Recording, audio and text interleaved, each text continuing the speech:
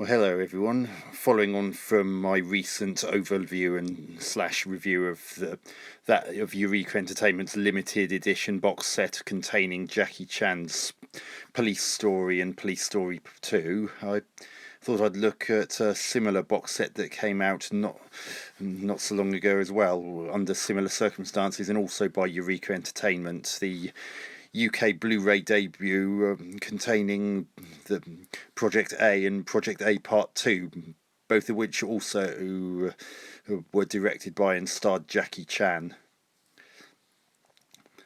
Now, at the time of the first Project A being envisaged, Jackie had had a little bit of a commercial failure with Dragon Lord in 1982, which somewhat underperformed, not helped by the fact that he would film something and at the last minute decide to ditch the scene, sent miles of footage into the bin. That film also contained a sequence which went into the Guinness Book of Records for having the most number of takes to perfect, well over 2,000 takes if I remember correctly. While that highlights how much of a perfectionist he is, that kind of thing also meant that costs inevitably spiraled out of control, because of course time is money. And it also turned out that audiences in Hong Kong at the time were starting to tire of the period kung fu movies that had been a staple for the best part of a decade and possibly even longer. So he turned for his next project, which he was originally going to call Pirate Patrol, but was then feared that other rival studios in Hong Kong would steal that idea, because Pirate Patrol obviously tells you that the film's somehow got something to do with pirates, whereas something that's somewhat ambiguous like Project A, or Egawak as I believe it's called in its original Cantonese language, is considerably more vague, and until the film actually came out you had no idea what it was going to be about. So Project A it was. And another thing that's made the first one so special, apart from the fact that it starred two of Jackie's former Peking Opera School fellow classmates, Sammo Hung and Yun Bu, who also became stars in their own right. But God, when those three are on screen together, it's just like some kind of magic that I don't think will ever be replicated again. They just knew each other and their capabilities inside out, and it shows on screen, and in some cases off if you're lucky enough to see back behind the scenes footage whenever they're together.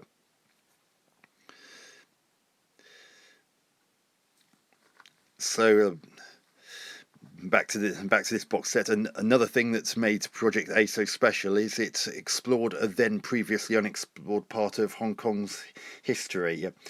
It's a bit ambiguous in the film as to whether it's set in the late 19th or early 20th century, but by leaving it open, I guess it left Jackie with more chances to not feel constrained by it being set in a specific year, where some things that ultimately ended up being included might have been anachronistic or other such complications. But for whatever reason, Project A also brought something else, which was also tried in Dragon Lord, where he and the stunt team started to really push the envelope in the insanity of the stunts that they had performed, which of course led to them being on top of Hong Kong's hospitals' black and insurance company blacklists, because obviously they were intentionally hurting themselves and leaving themselves open to some serious injuries that would cost quite a bit of money to treat.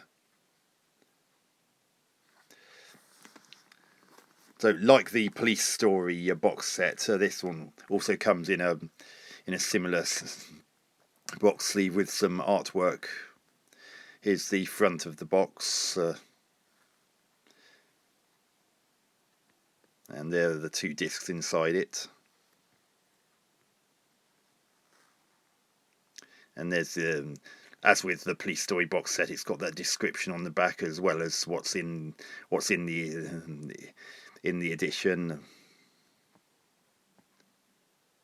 Again, you've got multiple versions.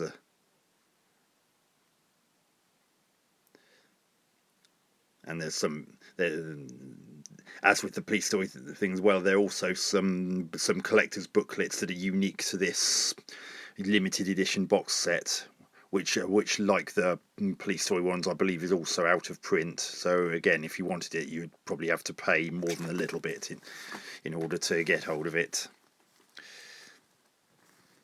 And there's the British Board of Film Classification 15 certificate for the box set.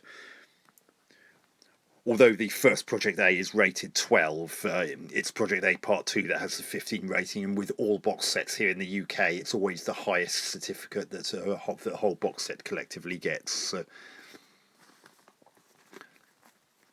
So now we looked at the exterior, now we'll look at the actual discs themselves.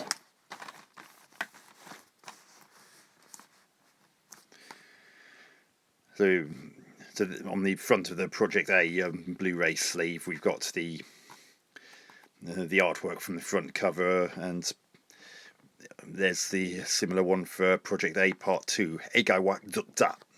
Apologies in advance if I'm not getting the tones and or pronunciation correctly. I believe that roughly translates to Project/Plan A Next Chapter.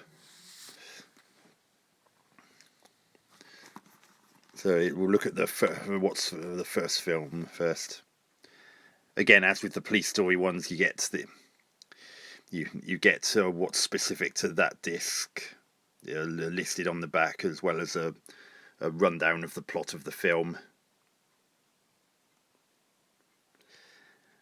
and also mentions briefly some of the influences from the silent comedy era from the 1920s or otherwise the early 20th century, like Buster Keaton, Harold Lloyd, and so forth.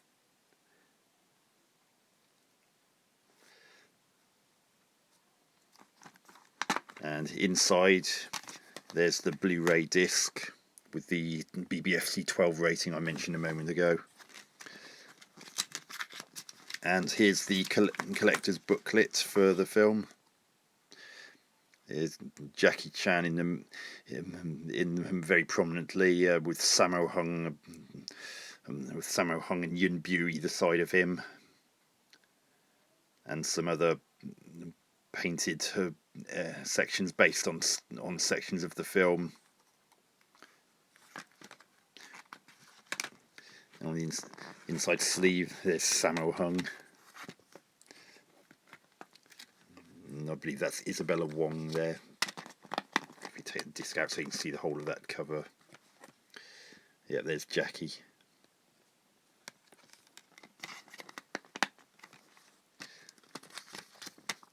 So back to this booklet.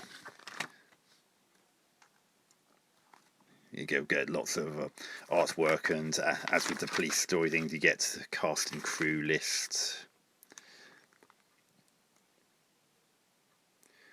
Quite a few names in there that will probably be familiar to people who have seen Sammo's movies as well as Jackie's. And oh yeah, that was Isabella Wong I just mentioned. So. And Wu Ma right at the bottom, who sadly passed away about, I believe it was 2014. Dick Wei, the pirate chief, he was quite often a bad guy de rigueur at the time that Project A came out, and he appeared in quite a few films with Sammo and sometimes Jackie. He was also in the likes of The Prodigal Son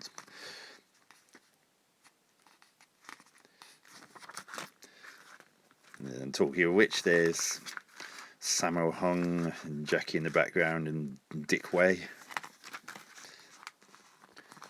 And there's a scene from one of the most pivotal moments in the film, in which Jackie scaled a flagpole and jumped across to a clock tower. And for the benefit of those who haven't seen the film, I won't spoil the surprise, but anyone who has, they're going to know exactly what I'm talking about.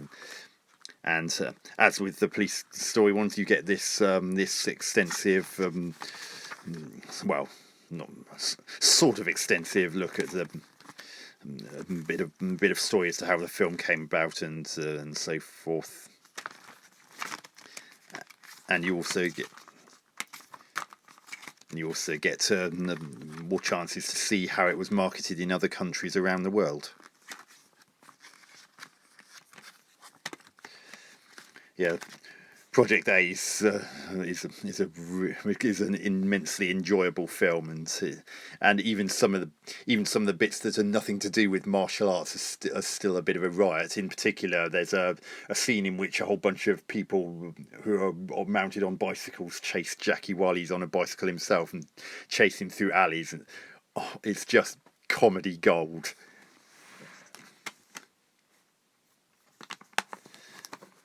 And there's even a scene from that could have potentially inspired a similar stunt that happened in Indiana Jones and the Last Crusade in 1989.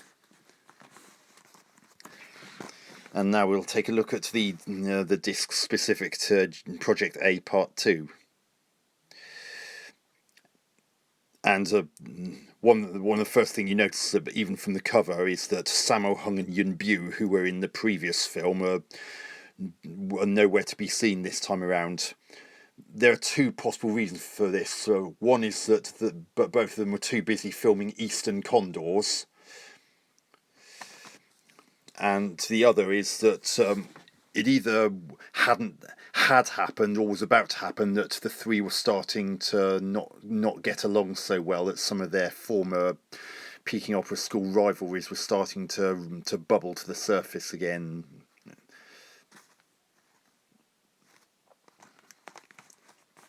And take a look at the back. It's much the same story as with the first film. You get that little bit of a basic plot and the special Blu-ray edition features.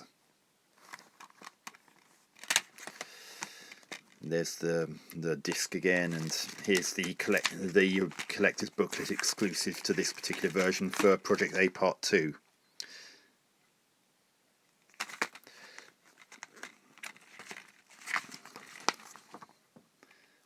Again, the usual thing: cast and crew inside.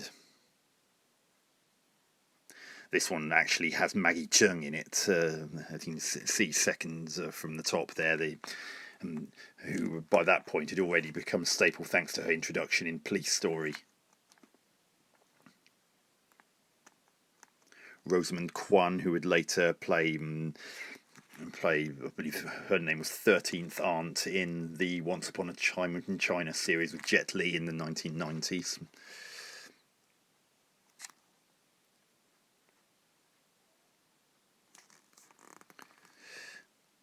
And the man playing the governor, Dashmiliania. Apologies if that's not pronounced correctly. If that's who I think it is, he's probably best known for playing the antiquity collector in the first and second Armour of God films, which Jackie starred in and directed.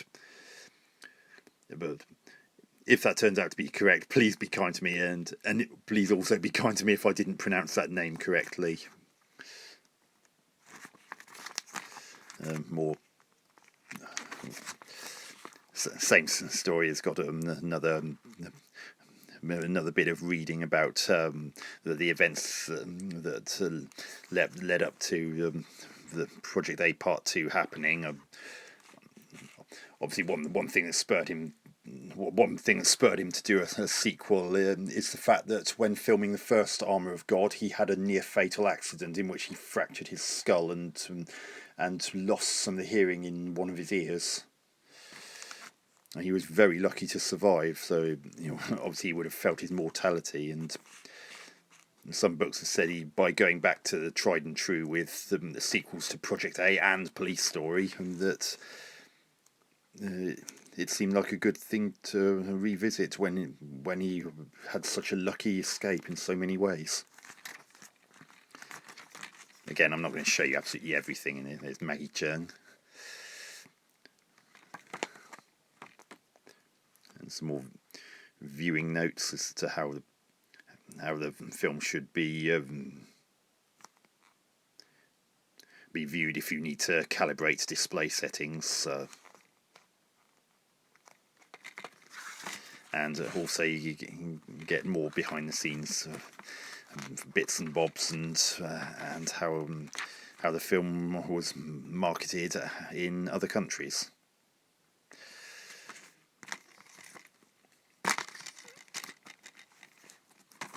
So I hope you've enjoyed that overview/review.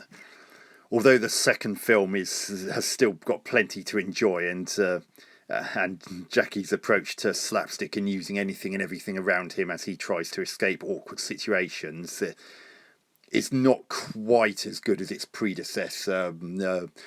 It does suffer a lot from not having Sammo Hung and Yun Bu, especially Sammo, because his influence on fight scenes was very evident in the first film, whereas Jackie's arguably not quite so focused on technique the way Sammo usually is. Not that's necessarily a bad thing. The way Jackie did his action worked for him, and if it works for him, so be it. But even so, there are still some great things to enjoy in part 2, so it's far from terrible, and I certainly wouldn't write it off entirely. And as before, even when the film's ended, make sure you watch the closing credits to see the traditional outtakes at the end. And during the ending credits of Project A Part 2, you even get to hear Jackie singing the theme song, which also plays at the beginning of the film with a montage of the of key events from the first film. Although if you're watching the early international dub, that was not in that. So you only get that song during the end credits in that particular version. As with the police story films, Eureka Entertainment have done a bang-up job of remastering both films, so they look and sound really good for Hong Kong films of this era. If you haven't seen the first and second Project A films, they are worth a look.